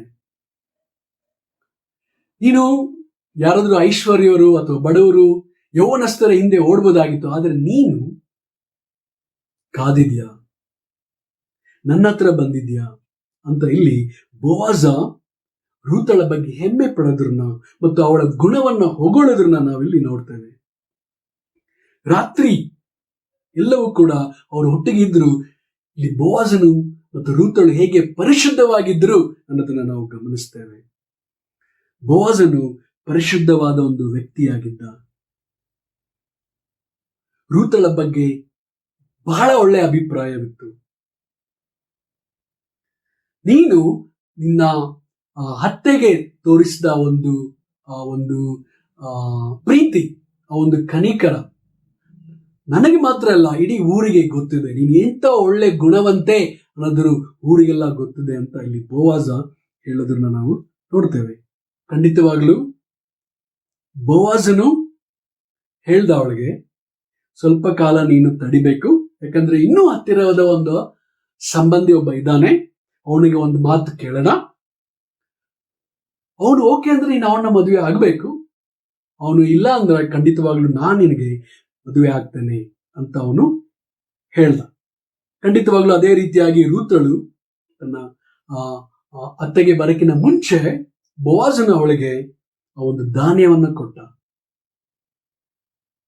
ನೀನು ಬರಿಗೈಯಲ್ಲಿ ಹೋಗ್ಬಾರ್ದು, ಏನಾದ್ರು ತಗೊಂಡೋಗು ಅಂತ ಒಂದು ಜವೆ ಗೋಧಿಯನ್ನು ಕೊಡುವುದನ್ನ ನಾವಿಲ್ಲಿ ಗಮನಿಸ್ತೇವೆ. ಇಲ್ಲಿ ನಾವು ಅದಾದ ನಂತರ ರೂತಳು ನವಮಿಗೆ ಹೋಗಿ ನಡೆದಿದ್ದೆಲ್ಲವನ್ನು ಕೂಡ ವಿವರಿಸ್ತಾಳೆ. ಆಗ ನವಮಿ ಹೇಳ್ತಾಳೆ ರೂತಳಿಗೆ, ನೀನ್ ಸ್ವಲ್ಪ ಹೊತ್ತು ಕಾಯ್ಬೇಕು, ಖಂಡಿತವಾಗ್ಲೂ ದೇವರು ಸಹಾಯ ಮಾಡ್ತಾರೆ, ನೀನ್ ಸ್ವಲ್ಪ ವೆಯ್ಟ್ ಮಾಡು ಅಂತ ಹೇಳಿದ್ರು. ಸೊ ನಾವು ವೆಯ್ಟ್ ಮಾಡಕ್ಕೆ ತಯಾರಾಗಿದ್ದೀವ ಅಥವಾ ಸಹನೆಯನ್ನ ಕಳ್ಕೋತೀವ? ದೇವರು ನಮ್ಮ ಮುಂದೆ ಇದ್ದಾರೆ, ನಾವು ಅವ್ರನ್ನ ಹಿಂಬಾಲಿಸ್ತೀವ? ಅಥವಾ ದೇವರು ಬಹಳ ಸ್ಲೋ ಆಗಿ ಕೆಲಸ ಮಾಡ್ತಾರೆ ಅಂತ ನಾವು ದೇವರಿಗಿನ್ನ ಮುಂಚೆ ಹೋಗಿದ್ದೀವ? ದೇವ್ರನ್ನ ಬಿಟ್ಟು ಬಹಳ ವಿಷಯಗಳು ನಾವು ದೇವ್ರನ್ನ ಬಿಟ್ಟು ಹೋಗಿ ಕೆಲಸ ಮಾಡ್ತಾ ಇದ್ದೀವ? ಯಾವ ವಿಷಯದಲ್ಲಿ ನಾವು ದೇವ್ರನ್ನ ಬಿಟ್ಟು ಕೆಲಸ ಮಾಡ್ತಾ ಇದ್ದೀವಿ? ಯೋಚನೆ ಮಾಡಿ ನೋಡಿ. ಯಾವ ವಿಷಯಗಳು ಯೋಚನೆ ಮಾಡಿ ನೋಡಿ. ಅದು ನಮ್ಮ ಮದುವೆ ಆಗಿರ್ಬೋದು, ಕೆಲಸ ಆಗಿರ್ಬೋದು, ನಮ್ಮ ಆರೋಗ್ಯ ಇರ್ಬೋದು, ಹಣಕಾಸಿನ ಪರಿಸ್ಥಿತಿ ಇರ್ಬೋದು. ಕೆಲವು ಸಮಯದಲ್ಲಿ ಕಷ್ಟಗಳು ಬರುವಾಗ ನಾವು ನಂಬ್ತೇವ ದೇವರು ಕೆಲಸ ಮಾಡ್ತಾ ಇದ್ದಾರೆ, ನಾನು ಸಹನೆಯಿಂದ ತಾಳ್ಮೆಯಿಂದ ನಾನು ಕಾಯ್ತೀನಿ ದೇವರಿಗೋಸ್ಕರ ಅಂತ ನಾವು ಕಾಯ್ತೀವ? ಅಥವಾ ದೇವರನ್ನ ಬಿಟ್ಟು ನಾವು ಮುಂದೆ ಹೊರಡ್ತೀವ? ಯೋಚನೆ ಮಾಡಿ ನೋಡ್ರಿ. ಯೇಸು ಕ್ರಿಸ್ತು ನಮಗೋಸ್ಕರ ಅವರು ಚಿಂತೆ ಪಡ್ತಾರೆ. ಯೇಸು ಕ್ರಿಸ್ತರ ಮೇಲೆ ನಮಗೆ ಭರವಸೆ ಇದೆಯಾ? ಶರಣಾಗತರಾಗೋದು ಅಂದ್ರೆ ಅರ್ಥ ಏನ್ ಗೊತ್ತಾ? ನಮ್ಮ ಒಂದು ಯಜಮಾನತ್ವವನ್ನ ಬಿಟ್ಕೊಡೋದು, ಓನರ್ಶಿಪ್ ಅನ್ನ ಬಿಟ್ಕೊಡೋದು. ಇದು ನಂದಲ್ಲ, ಇದು ದೇವ್ರದ್ದು. ಈ ದಿನ ನಾನು ಈ ಪರಿಸ್ಥಿತಿಯಲ್ಲಿ ಇರಕ್ಕೆ ಕಾರಣ ದೇವರು. ಈ ದಿನ ನನ್ನಲ್ಲಿ ಎಲ್ಲ ಇದೆಯೋ ಅದು ದೇವ್ರದ್ದು. ನನ್ನ ಕೆಲಸ ಇರೋದು ಅದು ದೇವ್ರದ್ದು. ನಾನು ಬರೀ ಕೆಲಸಗಾರ, ಸಪ್ಲೈಯರ್ ಅಷ್ಟೇ. ದೇವರು ನನಗೆ ಕೊಟ್ಟಿದ್ದಾರೆ, ಅದನ್ನ ನಾನು ಸರಿಯಾಗಿ ನಡೆಸ್ಬೇಕು, ನಾನು ಸೂಪರ್ವೈಸರ್ ಆಗಿ ಅಂತ ನಾವು ಯೋಚಿಸ್ತೀವ? ಅಥವಾ ಇದು ನಂದು, ಇದು ನಾನು ಬಿಟ್ಕೊಡಲ್ಲ, ನಾನು ಈ ವಿಷಯದಲ್ಲಿ ದೇವರಿಗೆ ಶರಣಾಗಲ್ಲ ಅಂತ ನಾವು ಇದೀವ? ಯೋಚನೆ ಮಾಡಿ ನೋಡ್ರಿ. ಯೇಸು ಕ್ರಿಸ್ತರು ನಮ್ಗೆ ಹೇಳ್ತಾರೆ, ಲೂಕ 9ನೇ ಅಧ್ಯಾಯ 23ನೇ ವಚನದಲ್ಲಿ, ಇದಲ್ಲದೆ ಆತನು ಎಲ್ಲರಿಗೂ ಹೇಳಿದ್ದೇನೆಂದರೆ, ಯಾವನಿಗಾದರೂ ನನ್ನ ಹಿಂದೆ ಬರುವುದಕ್ಕೆ ಮನಸ್ಸಿದ್ದರೆ ಅವನು ತನ್ನನ್ನು ನಿರಾಕರಿಸಿ ತನ್ನ ಶಿಲುಬೆಯನ್ನು ದಿನಾಲು ಹೊತ್ತುಕೊಂಡು ನನ್ನ ಹಿಂದೆ ಬರಲಿ. ಯಾರು ನನ್ನ ಹಿಂದೆ ಬರಬೇಕು ಅಂದಿದ್ದರೋ ಅವರು ತನ್ನನ್ನು ನಿರಾಕರಿಸಿ ಶಿಲುಬೆಯನ್ನು ಹೊತ್ಕೊಂಡು ನನ್ನ ಹಿಂದೆ ಬರಲಿ ಅಂತ ಯೇಸು ಕ್ರಿಸ್ತ ಹೇಳ್ತಾರೆ.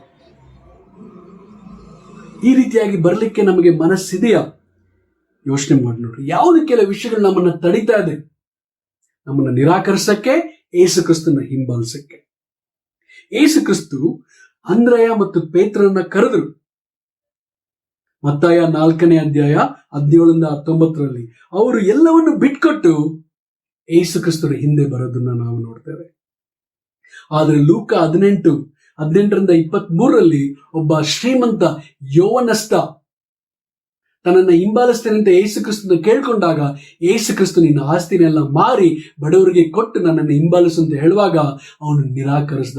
ಅವನಿಗೆ ಕಷ್ಟ ಆಗಿತ್ತು ಎಲ್ಲವನ್ನು ಬಿಟ್ಕೊಡಕ್ಕೆ, ಯೇಸು ಕ್ರಿಸ್ತನ ಹಿಂಬಾಲಿಸ್ಲಿಕ್ಕೆ. ಯೋಚನೆ ಮಾಡಿ ನೋಡ್ರಿ. ನಾವು ಶರಣಾಗರಾಗಲು ನಾವು ಮನಸ್ಸಿಡ್ತೇವ? ಏನ್ ಕೆಲವು ವಿಷಯಗಳು ನಮ್ಮನ್ನ ತಡಿತಾ ಇದೆ? ಯೇಸು ಕ್ರಿಸ್ತ ಎಲ್ಲವನ್ನ ನೋಡ್ಕೊಂತಾರೆ ಅಂತ ಭರವಸೆ ಇದ್ರೆ ನಾವು ಎಲ್ಲವನ್ನ ಬಿಟ್ಕೊಡಕ್ಕೆ ತಯಾರಾಗಿರ್ತೀವಿ. ಯಾವುದೇ ಒಂದು ವಸ್ತುವಿನ ಬಗ್ಗೆ ನಾನು ಯಜಮಾನತ್ವವನ್ನು ನಾವು ವಹಿಸಲ್ಲ. ಇದು ಯೇಸುದು, ನಾನು ಆಳು, ನಾನು ಯೇಸು ಕ್ರಿಸ್ತರಿಗೋಸ್ಕರ ಎಲ್ಲವನ್ನೂ ಏನನ್ನು ಕೂಡ ಬಿಟ್ಕೊಡಕ್ಕೆ ತಯಾರಾಗಿರ್ತೇನೆ ಅಂತ ನಾವು ಮನಸ್ಸು ಮಾಡ್ತೇವ? ನಾವು ವೇಟ್ ಮಾಡ್ತೀವ? ರೂತಳು 3:18 ನೋಡ್ತೇವೆ, ಅತ್ತೆಯು ನನ್ನ ಮಗಳೇ, ಈ ಕಾರ್ಯವು ಹೇಗಾಗುವುದೆಂದು ಗೊತ್ತಾಗುವವರೆಗೂ ಸುಮ್ಮನಿರು, ಅಂದ್ರೆ ಕಾಯಿ ಅಂತ ಹೇಳೋದ್ರನ್ನ ನಾವು ನೋಡ್ತೇವೆ. ನಾವು ಕಾಯ್ತೀವ? ಅಥವಾ ನಮ್ಮ ಕಂಟ್ರೋಲಿಗೆ ನಾವು ತಗೋತೀವ? ದೇವರು ಕಂಟ್ರೋಲಲ್ಲಿ ಇದ್ದಾರೆ, ಕೆಲವು ಸಮಯದಲ್ಲಿ ನಮಗೆ ದೇವರು ಬಹಳ ಬಹಳ ನಿಧಾನವಾಗಿ ಕೆಲಸ ಮಾಡ್ತಾ ಇದ್ದಾರೆ ಅಂತ ಅನ್ಸುತ್ತೆ. ಬಟ್ ಆದ್ರೆ ಆ ಸಮಯದಲ್ಲಿ ನಾವು ನಂಬ್ತೀವ, ದೇವರು ಸರಿಯಾದ ಸಮಯಕ್ಕೆ ನನಗೆ ಬೇಕಾದದನ್ನು ಕೊಡ್ತಾರೆ ಅಂತ ನಾವು ನಂಬ್ತೀವ. ಯೋಚನೆ ಮಾಡಿ ನೋಡ್ರಿ ಸಹೋದರ ಸಹೋದರಿಯರೇ. ಖಂಡಿತವಾಗ್ಲು ನನಗೆ ಭರವಸೆ ಇತ್ತು, ದೇವರು ನನಗೆ ಒಳ್ಳೆ ಹೆಂಡತಿಯನ್ನ ಕೊಡ್ತಾರೆ ಅಂತ ನನಗೆ ಭರವಸೆ ಇತ್ತು. ಸೊ ಅದಕ್ಕೋಸ್ಕರ ನಾನು ಮದುವೆ ಬಗ್ಗೆ ಅಷ್ಟೊಂದು ಚಿಂತೆ ಪಡಲಿಲ್ಲ. ನಾಯಕರು ಮೇರಿ ಬಗ್ಗೆ ನನಗೆ ಹೇಳುವಾಗ, ಮೇರಿ ದೇವರನ್ನ ಎಷ್ಟೊಂದು ಪ್ರೀತಿಸ್ತಾರೆ ಮತ್ತು ದೇವರಿಗೋಸ್ಕರ KGF ಮಿಷನ್ ಟೀಮ್ಗೆ ಹೋಗಿದ್ದಾರೆ ಮತ್ತು ದೇವರಿಗೋಸ್ಕರ ಅಲ್ಲಿ $300 ಕೆಲಸವನ್ನು ಕೂಡ ಮಾಡ್ತಾ ಇದ್ದಾರೆ ಅಂತ ನನಗೆ ಗೊತ್ತಾಯ್ತು. ಸೊ ಅವರಿಗೆ ದೇವರ ಮೇಲೆ ಇರುವಂತ ಒಂದು ಪ್ರೀತಿ ಮತ್ತು ದೃಢ ನಂಬಿಕೆಯನ್ನು ನೋಡಿ ನಾನು ಅವ್ರನ್ನ ಮದುವೆ ಹಾಕಿ ಒಪ್ಕೊಂಡೆ. ಅದೇ ತರ ಮೇರಿ ಕೂಡ, ನನ್ನಲ್ಲಿ ಅಷ್ಟೊಂದು ಹಣ ಇರಲಿಲ್ಲ, ನನ್ನ ಹತ್ರ ಬೈಕ್ ಇರಲಿಲ್ಲ, ಬೈಕ್ ಬಿಡು ಸೈಕಲ್ ಇರಲಿಲ್ಲ, ಹಣ ಐಶ್ವರ್ಯ ಏನೂ ಇರಲಿಲ್ಲ, ಅವರಿಗೆ ಕೊಡೋಕೆ ಏನೂ ಇರಲಿಲ್ಲ. ಆದ್ರೆ ಮೇರಿ ಕೂಡ ದೇವರ ಮೇಲೆ ಭರವಸೆ ಇಟ್ಟು ಅವರು ನನ್ನ ಮದುವೆ ಆಗಕ್ಕೆ ಒಪ್ಕೊಂಡ್ರು. ಸೊ ಇಲ್ಲಿ ನಾವು ನೋಡ್ತೇವೆ, ಹೊರಗಿನ ನೋಟವನ್ನು ನೋಡಿ ಮದುವೆ ಆಗೋರು ಬಹಳ ಸಂಕಷ್ಟಕ್ಕೆ ಒಳಗಾಗ್ತಾರೆ. ಸೊ ಇಲ್ಲಿ ರೂತಳು ಹೊರಗಿನ ನೋಟವನ್ನ ನೋಡಲಿಲ್ಲ, ಬದಲಾಗಿ ಬೋವಾಜನ ಒಂದು ಹೃದಯವನ್ನ ನೋಡಲು. ಅದೇ ರೀತಿಯಾಗಿ ಬೋವಾಜ್ ಕೂಡ ಆ ರೂತಳ ಒಂದು ಹೃದಯವನ್ನ ನೋಡ್ದ. ಪ್ರೀತಿಯ ಸಹೋದರ ಸಹೋದರಿಯರೇ, ಈ ಸಮಯದಲ್ಲಿ ನಾವು ಪ್ರಶ್ನೆಯನ್ನ ಕೇಳ್ಕೊಳ್ಳೋಣ. ನಾವು ದೇವರ ಮೇಲೆ ಭರವಸೆ ಇಟ್ರೆ ನಮ್ಮ ಜೀವನ ಹೇಗೆ ನಾವು ನೋಡ್ಕೋತೀವಿ? ನಾವು ಸಂಪೂರ್ಣವಾಗಿ ಶರಣಾಗತರಾಗ್ತೀವ ನಮ್ಮ ಜೀವನದಲ್ಲಿ? ನಾವು ಶರಣಾಗತರಾಗಲು ಸಾಧ್ಯ ಯಾವಾಗಂದ್ರೆ ದೇವರು ಎಲ್ಲವನ್ನು ಕೊಡ್ತಾರೆ ಅಂತ ನಂಬಿದಾಗ, ಮತ್ತು ಶರಣಾಗತರಾಗಲು ಸಾಧ್ಯ ದೇವರು ನನಗೆ ರಕ್ಷಿಸ್ತಾರೆ ಅಂತ ನಾವು ನಂಬಿದಾಗ ಮಾತ್ರ. ಈ ಸಮಯದಲ್ಲಿ ನಾವು ಕರ್ತನ ಭೋಜನದಲ್ಲಿ ಪಾಲ್ಗೊಳ್ಳಲಿದ್ದೇವೆ. ನಾವು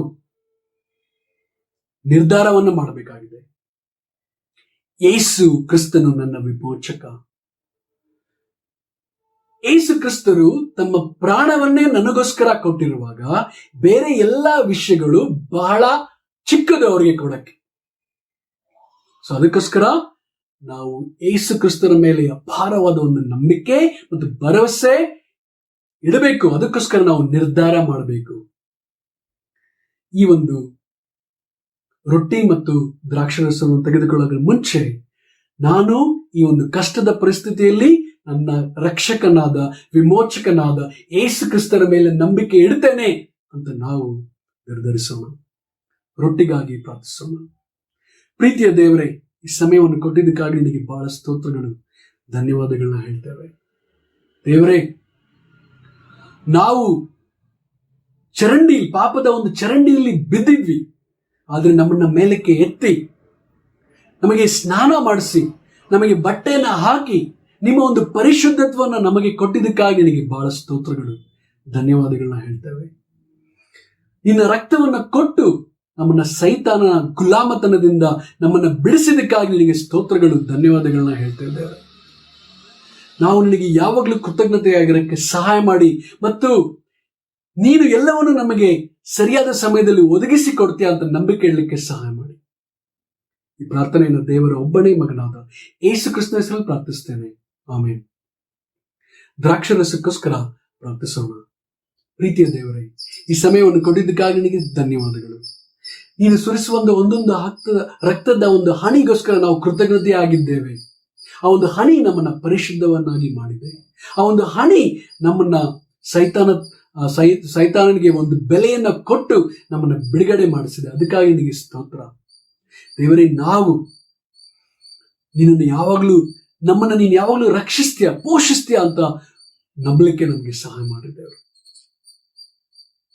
ಈ ಸಮಯಕ್ಕಾಗಿ ನಿನಗೆ ಸ್ತೋತ್ರ. ಈ ಪ್ರಾರ್ಥನೆಯನ್ನು ದೇವರ ಒಬ್ಬನೇ ಮಗನಾದ ಯೇಸು ಕ್ರಿಸ್ತನ ಹೆಸರಲ್ಲಿ ಪ್ರಾರ್ಥಿಸ್ತೇನೆ, ಆಮೇನ್. ಧನ್ಯವಾದಗಳು.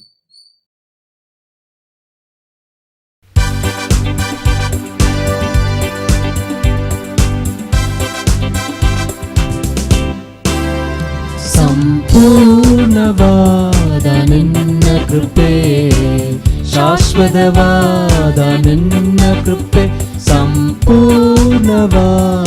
ನಿನ್ನ ಕೃಪೆ, ಶಾಶ್ವತವಾದ ನಿನ್ನ ಕೃಪೆ, ಬಾಳಿಗೆ ಬೆಳಕನು ನೀಡುವಂತ ನಿನ್ನ ಕೃಪೆ, ಬಾಳಿಗೆ ಬೆಳಕನು ನೀಡುವಂತ ನಿನ್ನ ಕೃಪೆ, ಸಂಪೂರ್ಣವಾದ ನಿನ್ನ ಕೃಪೆ, ಶಾಶ್ವತವಾದ ನಿನ್ನ ಕೃಪೆ, ಪಾಪಿಗೆ ಬಿಡುಗಡೆ ನೀಡಿದಂತ ನಿನ್ನ ಕೃಪೆ, ಪರಲೋಕದ ಭಾಗ್ಯವ ದಯಪಾಲಿಸಿದ ನಿನ್ನ ಕೃಪೆ, ಪಾಪಿಗೆ ಬಿಡುಗಡೆ ನೀಡಿದಂತ ನಿನ್ನ ಕೃಪೆ, ಪರಲೋಕದ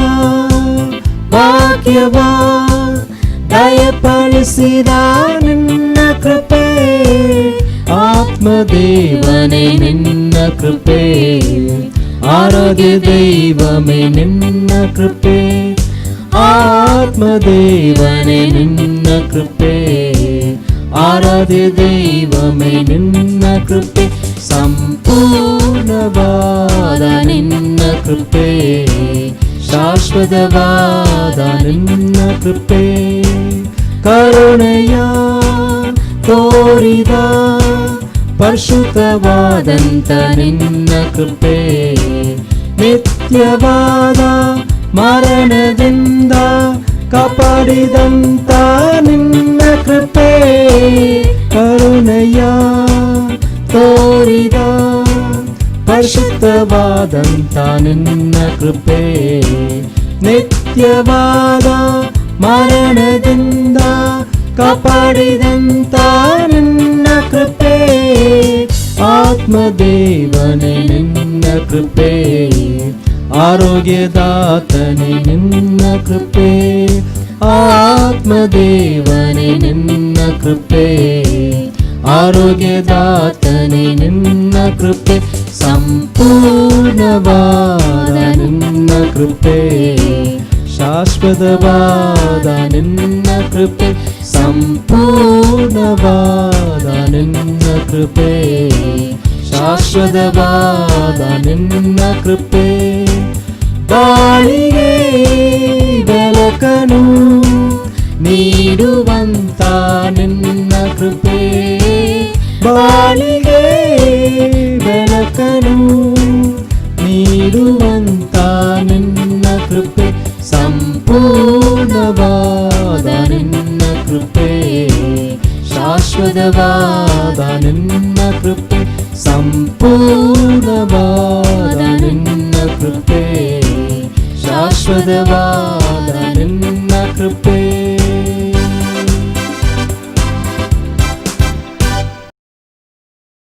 ಪ್ರೀತಿಯ ಸಹೋದರ ಸಹೋದರರೇ, ಇವತ್ತು ದೇವರು ಎಂತ ಒಂದು ಅದ್ಭುತವಾದಂಥ ಸಂದೇಶವನ್ನು ಕೊಟ್ಟಿದ್ದಾರೆ. ದೇವ ಸಹೋದರನ ಅವ್ರ ಮೂಲಕವಾಗಿ ಅವರು ಮಾತಾಡಿದ್ದಾರೆ. ಎಂಥ ಒಂದು ಅದ್ಭುತವಾಗಿದ್ದು ಈ ಒಂದು ಸಂದೇಶ. ಖಂಡಿತವಾಗ್ಲೂ ನಮ್ಮ ಜೀವನದಲ್ಲಿ ಈ ಒಂದು ಸಂದೇಶವನ್ನು ಅಳವಡಿಸಿಕೊಂಡು ನಾವು ಅಧಿಕವಾಗಿ ದೇವರಿಗೆ ಮೆಚ್ಚುಗೆಯಾದಂಥ ಕಾರ್ಯಗಳನ್ನು ನಾವು ಮಾಡುವವರಾಗಿರೋಣ. ರೂತಳ ಜೀವನದಲ್ಲಿ ನಡೆದಂಥ ಎಲ್ಲ ಸಂದರ್ಭಗಳಲ್ಲೂ, ಕೆಟ್ಟ ಸಂದರ್ಭಗಳಲ್ಲೂ ಒಳ್ಳೆ ಸಂದರ್ಭಗಳಲ್ಲೂ ಕೂಡ ದೇವರು ಜೊತೆಯಾಗಿದ್ದರು. ದೇವ್ರ ಮೇಲೆ ಅವರಿಟ್ಟಂಥ ನಂಬಿಕೆ ಒಂದು ಯಥಾರ್ಥವಾಗಿತ್ತು. ಪೂರ್ಣ ನಂಬಿಕೆ ಉಳ್ಳ ಒಂದು ರೂತಳ ಕನ್ಯೆ ಆಗಿದ್ಲು. ಅದಕ್ಕೆ ದೇವರು ಅವ್ರನ್ನ ಅದ್ಭುತವಾಗಿ ನಡೆಸಿದ್ರು. ಅತ್ತೆಯ ನವಮಿ ಅವರ ಅತ್ತೆ ಆಗಿರೋದು ಅವ್ರು ಹೇಳಿದಂತೆಲ್ಲ ಆಜ್ಞೆಗಳನ್ನ ಅವ್ರು ಅನುಸರಿಸಿದ್ರು.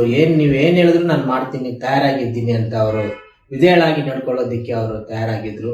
ಅದೇ ರೀತಿಯಾಗಿ ನಾವು ಇವತ್ತಿನ ದಿನಗಳಲ್ಲಿ ನಾವು ನಂಬಿಕೆಯಿಂದ ಇದ್ರೆ ದೇವರು ನಮ್ಮನ್ನ ಎಂಥ ಒಂದು ಸಂದರ್ಭಗಳಲ್ಲೂ ನಮ್ಮನ್ನ ಕೈ ಬಿಡೋದಿಲ್ಲ, ನಮ್ಮನ್ನ ಅದ್ಭುತವಾಗಿ ನಡೆಸ್ತಾರೆ. ಈ ದೇವರಿಗೆ ಎಲ್ಲ ನಮ್ಮ ಜೀವನವನ್ನ ಒಪ್ಪಿಸ್ಕೊಡೋಣ. ಯೇಸುವಿನ ಆಜ್ಞೆಗಳನ್ನು ಕೂಡ ನಾವು ಅನುಸರಿಸಿ ಅವ್ರು ಏನು ಹೇಳಿದ್ದಾರೆ ಅನ್ನೋ ಒಂದು ರೀತಿಯಲ್ಲಿ ನಾವು ಆತನ ಮೇಲೆ ನಂಬಿಕೆ ಇಟ್ಟು ನಾವು ನಡೆಯುವರಾಗಿರೋಣ. ಪ್ರೀತಿಯ ಸಹೋದರರೇ ಮತ್ತು ಸಹೋದರಿಯರೇ, ಕೆಲವು ಪ್ರಕಟಣೆಗಳಿವೆ, ದಯವಿಟ್ಟು ಗಮನಿಸಿ.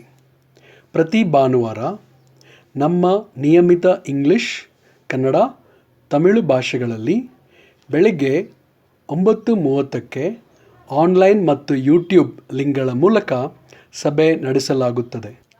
ನಿಮ್ಮ ತಿಂಗಳ ಕಾಣಿಕೆಯನ್ನು ನಮ್ಮ ಸಭೆಯ ಅಕೌಂಟಿಗೆ ಕಳುಹಿಸಬೇಕಾಗಿ ವಿನಂತಿ.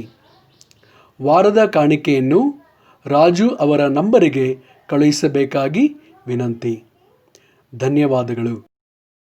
ನಾವು ಪ್ರಾರ್ಥಿಸೋಣ. ಪರಲೋಕದ ಮಹಾಪರಿಶುದ್ಧರಾದ ದೇವಾದಿದೇವನೇ, ಬಹಳ ಸ್ತೋತ್ರಗಳು ಸ್ವಾಮಿ. ಇವತ್ತಿನ ಆರಾಧನೆಯಲ್ಲಿ ಸ್ವಾಮಿ ನೀವು ಇದ್ದುಕೊಂಡು ಅದ್ಭುತವಾಗಿ ನೀವು ನಡೆಸಿದ್ದಕ್ಕಾಗಿ ಬಹಳ ಸ್ತೋತ್ರಗಳು ಹೇಳ್ತಿದ್ದೆ ಸ್ವಾಮಿ. ದೇವ ಸಹೋದರ ಮೂಲಕ ನಿಮ್ಮ ರೂತಳ ಜೀವನದಲ್ಲಿ ನಡೆದಿರ್ತಕ್ಕಂಥ ಎಲ್ಲ ವಿಷಯಗಳನ್ನ ನೀವು ನಮಗೆ ಕಲಿಸ್ಕೊಟ್ಟಿದ್ದಕ್ಕಾಗಿ ಬಹಳ ಧನ್ಯವಾದಗಳು ಸ್ವಾಮಿ. ಹೇಗೆ ರೂತಳು ಅತ್ತೆಯ ಒಂದು ಮಾತುಗಳಿಗೆ ವಿಧೇಯಳಾಗಿ ಇದ್ದಳೋ ಅದೇ ರೀತಿಯಾಗಿ ಸ್ವಾಮಿ ನಾವು ಸಹ ನಿಮ್ಮ ಮಗನಾದ ಯೇಸು ಕ್ರಿಸ್ತನ ಒಂದು ಆಜ್ಞೆಗಳಿಗೆ ನಾವು ಯಾವಾಗಲೂ ಎಂಥ ಸಂದರ್ಭಗಳು ಇದ್ರೂ ಕೂಡ, ಕೆಟ್ಟದಾಗಲಿ ಒಳ್ಳೆಯದಾಗಲಿ ಎಂಥ ಒಂದು ತೊಂದರೆಗಳಿದ್ರೂ ಕೂಡ ನಾವು ನಿಮ್ಮ ಮೇಲೆ ನಂಬಿಕೆಯಿಂದ ಇದ್ದು ನಾವು ನಡೆಯುವಂತೆ ನಮ್ಮನ್ನು ಆಶ್ವಾಸಿಸ್ತಂದೆ. ನಾವು ನಂಬಿಕೆಯಿಂದ ಇದ್ರೆ ಎಲ್ಲವೂ ಆಶೀರ್ವಾದಗಳು ನಾವು ಪಡೆದುಕೊಳ್ಬೋದು ಅಂತ ನಾವು ಕಲ್ತಿದ್ದೇವೆ ದೇವರೇ. ನಾವು ಇವತ್ತು ಸ್ವಾಮಿ ಈಗ ನಡೀತಾ ಇರ್ತಕ್ಕಂಥ ಪ್ರಪಂಚದಲ್ಲಿ ಆಗುತ್ತಿರುವಂಥ ಎಲ್ಲ ಕಠಿಣ ದಿನಗಳು ಸ್ವಾಮಿ, ನಾವು ಅದನ್ನ ನಡೆಯುವುದಕ್ಕೆ, ಜಯವನ್ನ ಗಳಿಸುವುದಕ್ಕೆ ನಮ್ಗೆ ಬೇಕಾದಂಥ ಬಲವನ್ನ ನೀಡಿ ಆಶೀರ್ವಾದ ಮಾಡಿ. ಯಾರೆಲ್ಲ ಕಷ್ಟಪಡ್ತಿದ್ದಾರೋ, ಹಾಸ್ಪಿಟಲ್ಗಳಲ್ಲಿದ್ದಾರೋ, ಯಾರೆಲ್ಲ ಕುಟುಂಬದ ಸಮಸ್ಯೆಗಳಲ್ಲಿದ್ದಾರೋ, ಮಕ್ಕಳ ಸಮಸ್ಯೆಗಳಿದ್ದಾರೋ, ವಯಸ್ಸಾಗಿರೋರು, ಪ್ರತಿಯೊಬ್ಬರನ್ನ ನಿಮ್ಮ ಕೈಯಲ್ಲಿ ಒಪ್ಪಿಸ್ತೇನೆ ಸ್ವಾಮಿ. ನೀವೇ ಆಶೀರ್ವದಿಸಿ ಬಲಪಡಿಸಿ.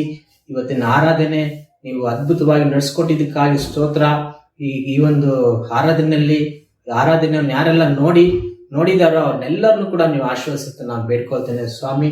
ಅವರ ಜೀವನಗಳಲ್ಲಿ ಇದ್ದು ದೇವರೇ ನಿಮ್ಮ ಒಂದು ಸುಖ ಸಂತೋಷಗಳನ್ನು ಕಾಣುವಂಥ ಭಾಗ್ಯವನ್ನು ಕೊಡಿ. ನಿಮ್ಮ ಮಹಿಮೆ ಪಡಿಸುವಂಥ ಕಾರ್ಯಗಳು ಮಾಡುವುದು ಕೂಡ ಕ್ರೈಸ್ತರಾದ ದೇವ ಮಕ್ಕಳು ನಮ್ಮನ್ನ ನೀವು ದಾರಿ ನಡೆಸಿ ನಾವು ಪ್ರಾರ್ಥಿಸ್ಕೊಳ್ತಾ ಒಂದು ಪ್ರಾರ್ಥನೆ ವಿಜ್ಞಾಪನೆಯನ್ನ ನಿಮ್ಮ ಒಬ್ಬನೇ ಕುಮಾರನಾದ ಯೇಸು ಕ್ರಿಸ್ತನ ನಾಮದಲ್ಲಿ ನಾವು ಬೇಡಿಕೊಳ್ತೇವೆ ತಂದೆ. ಆಮೆನ್.